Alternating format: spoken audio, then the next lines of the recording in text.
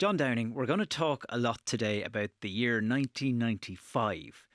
But to get there, we have to start by talking about 1986. Yes, absolutely. Two divorce referendums, two rather different outcomes in the space of 9.5 years. Quite an extraordinary turnaround and evidence of a huge change in Irish society. In the summer of 1986, I had been working for the Kerryman based in Killarney, and I changed jobs and came to work in Dublin, but I wound up covering the count in Killarney on the 26th of June 1986. I will never forget it. A number of standout moments. This was a crusade by Garret Fitzgerald, the Fine Gael Taoiseach. He was in government with Labour at the time, Fine Gael Labour coalition. It was part of Garret Fitzgerald's so-called liberal agenda, where he was going to change fundamentals in Irish political life and society. Divorce, which had been ruled out on constitutional grounds since 1937, Ireland was one of the last places on this earth where divorce was prohibited. Quite an extraordinary thing. All the indicators through the campaign was that this was a slam dunk for Garret and for the Divorce Action campaign. And it was 8 weeks earlier, 8 weeks before polling, the pro-divorce camp opinion polls were showing them to be 20% ahead. In the end, it was defeated by 25%. So you're talking about 2 month turnaround, 45 percentage points. What drove that, John? Quite extraordinary thing. I think an ill-judged campaign by the pro-divorce group. They were too active, too early, and a bit over. They exposed most of their key arguments very early on, and there came a hand grenade from the anti-divorce group, particularly in the last week, where they raised fundamental questions about property and succession rights. This chimed hugely in rural Ireland, especially in the question of land succession. There were also issues around welfare payments, pensions, all sorts. Very inadequate answers, particularly coming from government. The bishops particularly had a low-key but very, very strong presence in their campaign against divorce. They argued in 1986, they would argue again in 1995, that this was fundamentally undermining the fabric of Irish society and undermining a person's right to lifelong marriage. On the other side of the equation, people were saying, well, you know, marriages are breaking down and people cannot order their affairs. But the story of referendums being won and lost is if you sow enough doubt, people will leave it out. That sounds a little bit like many Irish debates, love versus land. At a very central part of it. And we also did what we often do in Ireland is, I asked you a question, you didn't give me the answer I wanted, so I'll ask it again. And 9 years later, what was the motivation for us all going back to the polls? Well, it was surprising that it came around again so quickly, but it was seen as unfinished business. Ireland by then, 23 years in the European community, soon-to-be European Union, a complete outlier. We had this strange episode in late 1992. Ireland had insisted on a special provision being put into the EU Treaty of Maastricht, the one that gave us the single currency. This related to abortion, that abortion would be at all times prohibited and the EU would never engage and try and foist abortion on Ireland. Then we had the outbreak of the so-called X case. It became very complicated, and Ireland wanted to vary that provision buried in the EU treaty. So we just, the amount of publicity Ireland got, negative publicity internationally based on that in the ensuing years, fundamental questions being asked about gender equality and women's rights and women's access to basic health information and so on. So the issue was to be addressed again as part of a number of outlying issues. You were in Brussels at that stage, John, so clearly you feel that the Europeans, if we can call them that, even though we are European ourselves, were they looking down at us? Well, they were baffled by us, I seem to remember. I mean, people, particularly women, politicians and journalists and commentators from other EU member states used to come frequently and ask us and ask Irish diplomats and Irish politicians, you know, what kind of a place are you running? What kind of a country are you? What kind of a society are you? So I think that was definitely influencing. But Ireland also was fundamentally changing. All of these issues were of their own right coming to the fore. At the time, Ireland was suddenly going through a wave of prosperity, many more women going out to work, issues of equality moving up the agenda. Mary Robinson was president at this point, of course. That is a very important point. A fundamental change in our politics, all from my childhood. Fine Gael and Fianna Fáil, between them, had 80% of the votes. November 1990, Mary Robinson, as a Labour stroke general left candidate, won the presidency, and that was emblematic of the change in voting patterns in Ireland and the waning of the influence of Fianna Fáil and Fine Gael. And by the way, also a huge waning in the influence, the sheer stranglehold that the Roman Catholic Church had upon Irish society. Remember, we had the Bishop Eamon Casey, the revelations that he had engaged in an affair, and then we had the beginnings of all the very stark and dreary sexual misconduct scandals involving Catholic clerics, and very serious questions being asked about their conduct and about their levels of influence. So society was starting to look a little bit of itself. But if 1986 was a crusade by Gareth Fitzgerald, who was driving the yes side in the 1995 referendum? Well, it was very much a Labour initiative to begin with, but the Fine Gael Taoiseach at the time, he surprised everybody by becoming the head of what was called a rainbow coalition, basically ABFF, anybody but Fianna Fáil. And John Bruton, the late John Bruton, a marvellous character, but a very strong Orthodox traditional Catholic. He took a very strong view, and surprised many people by suggesting that the Catholic bishops were wrong in their approach to this, very publicly, and distinguishing between his private morality and the law of the land. On the no side, obviously, I'm presuming the Catholic Church was there, but where was the other big political player, Fianna Fáil? Fianna Fáil struck a largely neutral, well, less active pose, because for all the parties, these issues, these moral issues which touch on sexual morality, are always divisive, and therefore there's more to be lost than gained.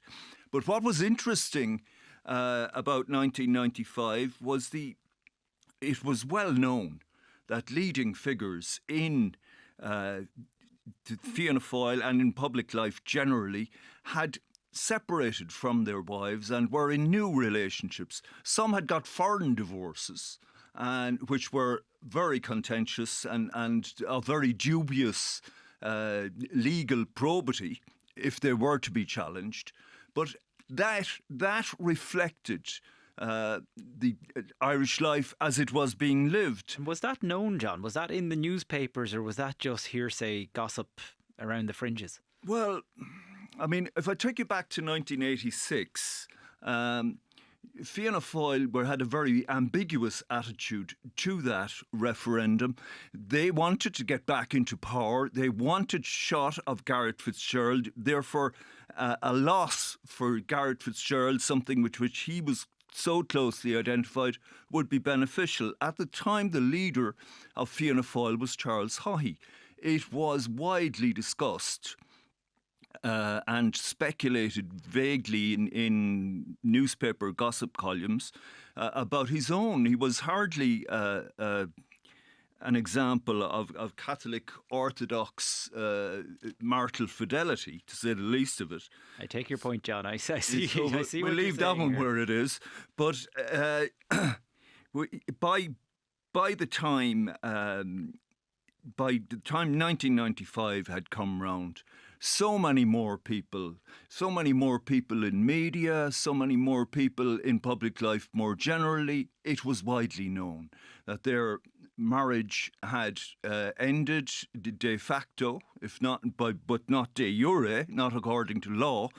And that they were in new relationships. I do believe this was widely. I remember very specifically being in Brussels one day on a very busy day, and we had the Irish media based in Brussels. We met 3 government ministers, all 3 of whom had separated from their wives and were in new relationships. So talk to me, John, about the arguments for and against here. It was pretty intense. What was the yes side? What were they putting forward? Well, the yes side were saying, look, there's anything up to 80,000 people in situations where their marriage has in practice ended. They badly need to order their affairs, straighten out things like succession, like pension rights and property and homes, all that sort of thing. And on this occasion, the government had learned from the errors made in the previous one in 1986. Those questions were capable of being answered.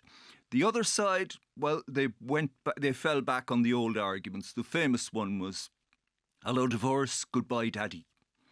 But the others were, look, fundamentally, you are with this society, marriage will become a commonplace. Divorce will be the more common practice than marriage, and something that is special to Ireland, the fabric of our society, will be seriously undermined. How bitter did it get? There were some pretty shocking exchanges and ill-tempered and boorish comments. Has to be said, more from the no side than the yes, though the yes side were somewhat condescending sometimes. Some of their less seasoned campaigners tend to sort of address particularly rural voters, non-cosmopolitan voters, telling them that they really need to improve their social outlooks and all the rest of that. Famously at the count, it's one for the annals. Una ban Vic Mahuna basically made a show of herself in the main count. She was centre, kind of a well-known conservative campaigner at the time. Very much. And using the Irish, demeaning the Irish language, but she accused some of the Yes campaigners of being a group of wife-swapping sodomites. Whoa. Wife-swapping sodomites. Imagine the crack they were having.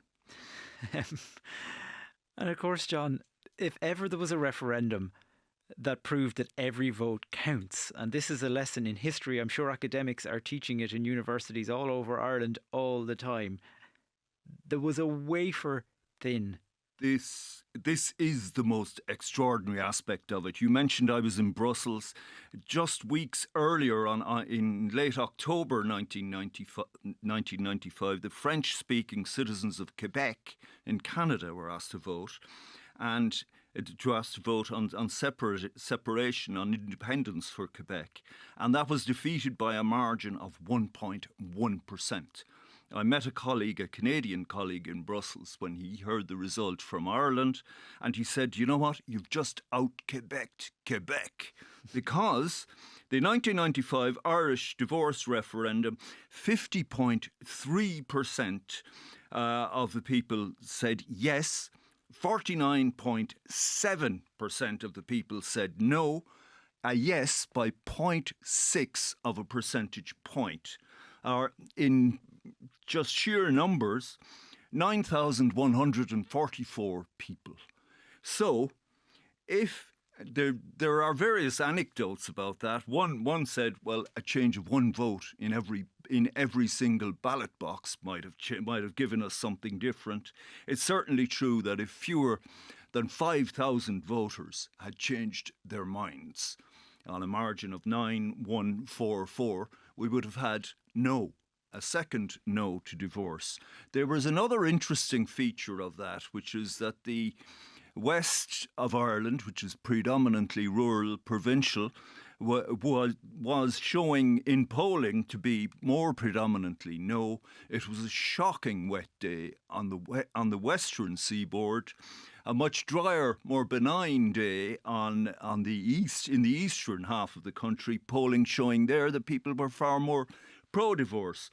So that of itself had to have been a huge dynamic. Only in Ireland could divorce become legal because it was raining in Roscommon. That's about the height of it. So it passes.